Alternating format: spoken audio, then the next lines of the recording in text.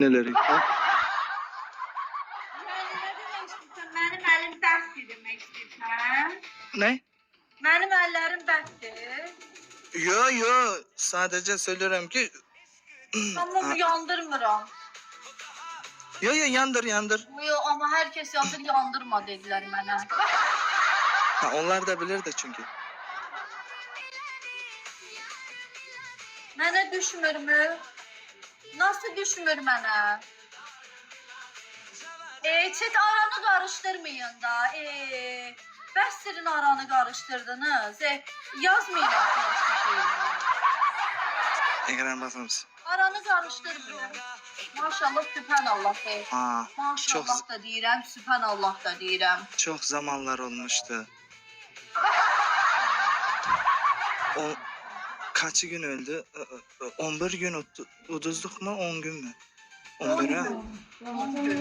10 gün mü? 11 gün mü? 10 gün. Bence onların PK'sı. Selam aleyküm.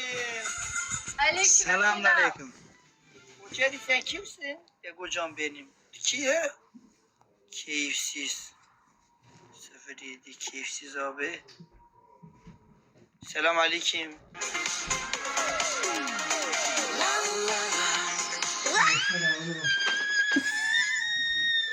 Hey, hey. Aray çay. Anam seni tanımaydı.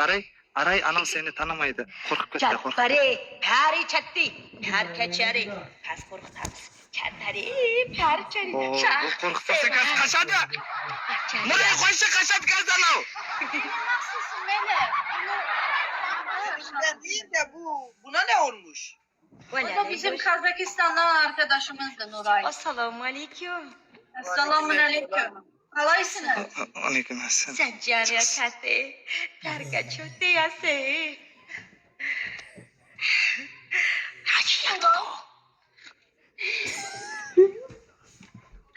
Meleğe bakalım, Hindistan sokak lezzetlerinden çıkıp vallahi. Assalamu alaikum çok canım.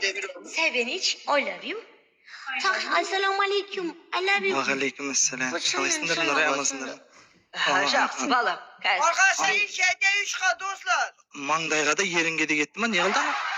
Vallahi oynadı. Oldu bizim. Şivan nasıl ki?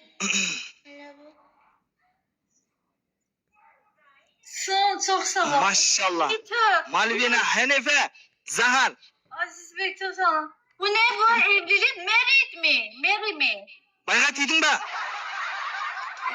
Burayı baygat yedin be. Ne? Sevinç ki sevinç. Sen gel.